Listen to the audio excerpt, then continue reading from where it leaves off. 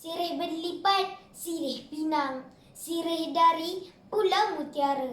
Pemanis kata, selamat datang. Kalimah bismillah, pembuka bicara. Assalamualaikum warahmatullahi wabarakatuh dan selamat sejahtera.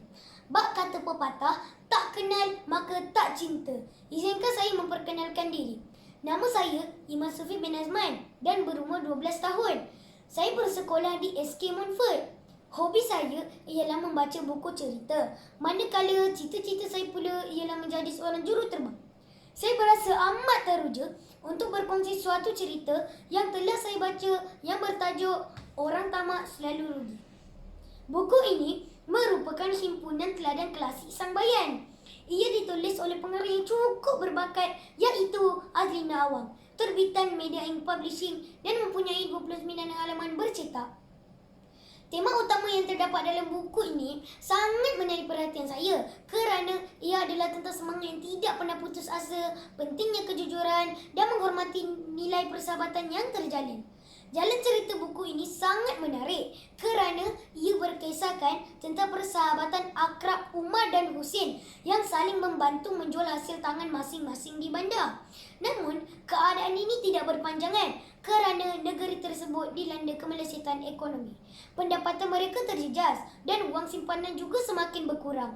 Maka, Umar dan Husin sebulat suara merantau ke sebuah negeri.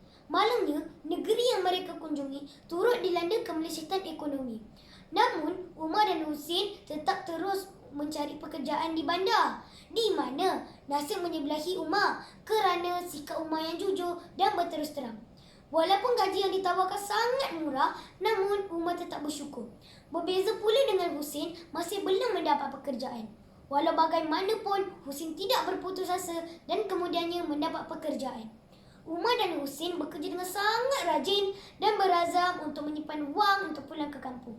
Namun, lama-kelamaan sikap Husin semakin malas bekerja dan tidak menyimpan wang tabungannya. Setelah sekian lama di perantauan, mereka mengambil keputusan untuk pulang ke kampung. Umar memasukkan wang simpanannya ke dalam karung lalu digalas ke belakang. Semasa di dalam perjalanan, Husin menyatakan kebimbangannya tentang duit yang dibawa Umar. Husin mencadangkan Umar untuk menyimpan sahaja wang itu di dalam hutan. Mereka telah mengikat perjanjian bahawa tidak akan mengkhianati antara satu sama lain.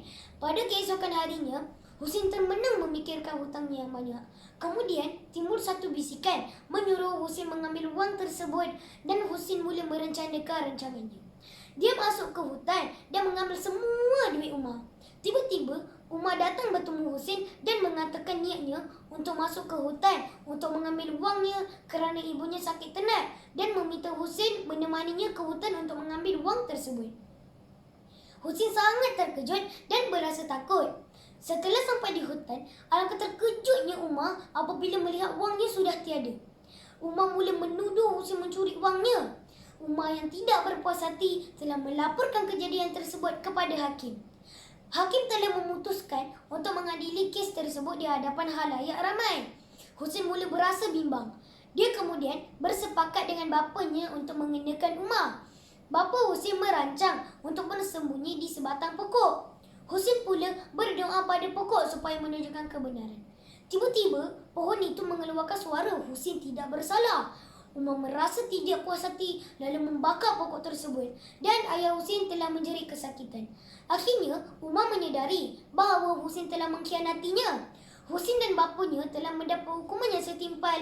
Maka, terputuslah sebuah ikatan persahabatan kerana tamak dan tidak bersikap jujur.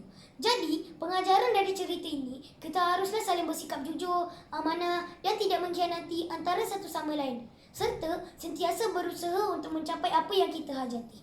Akhir kata bagi saya, buku ini jalan ceritanya sangat menarik, grafiknya yang cantik dan gaya bahasanya sangat senang untuk difahami serta bersesuaian dengan tahap pembaca. Akhir kata, lebat kemiri, pohonnya rendah, dahan terikat, tali perkasa. 10 jari kami menada, mohon berkat yang Maha Esa. Sekian, terima kasih.